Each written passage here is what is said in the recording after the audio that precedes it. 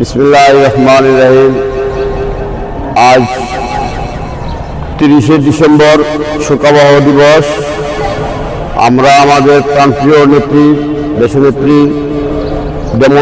Mother of democracy Begum Khaleda জিয়াকে হারিয়ে আমরা বিএনপি পরিবার শোকাহত।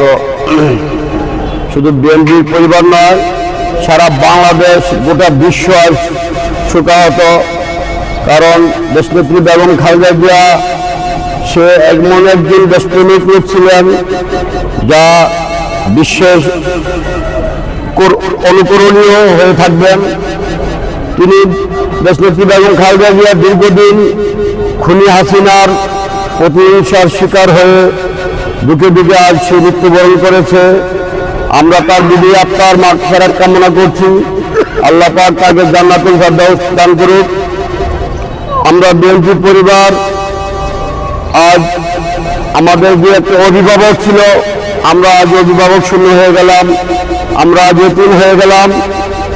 আশা করব দেশনেত্রী বেগম খালেদা জিয়া তার আদর্শকে লালন করে ধারণ করে আগামী রাষ্ট্রনায়ক জনাব তারেক রহমান দেশকে একটি সুন্দর রাষ্ট্র উপহার দিবেন, সুন্দরভাবে দিক নির্দেশনা দিয়ে রাষ্ট্র পরিচালনা করবেন, দেশের মানুষের কল্যাণে কাজ করবেন। আমরা সেই প্রত্যাশা রাখি। দেশনেত্রী বেগম খালেদা জিয়া চিরদিন মানুষের মাঝে বেঁচে থাকবেন। শহীদ প্রেসিডেন্ট জিয়াউর রহমান যেন মানুষকে যেইভাবে দিক নির্দেশনা দিয়ে রাষ্ট্র গঠন করে আজ সারা বিশ্ব তাকে স্মরণ করছে, তেমনিভাবে দেশনেত্রী বেগম খালেদা জিয়াকে ইনশাল্লাহ এই দেশের মানুষ বাংলাদেশের মানচিত্রে যতদিন থাকবে তার এই অবদানকে সারা জীবন মানুষ ধারণ করবে, লালন করবে, পালন করবে। আমরা এটা সবসময় মনে আশা পোষণ করি। কারণ দেশনেত্রী বেগম খালেদা জিয়া তার জীবনের চাওয়া পাওয়া সবসময় তার সেগুলোই ঊর্ধ্বে ছিলেন।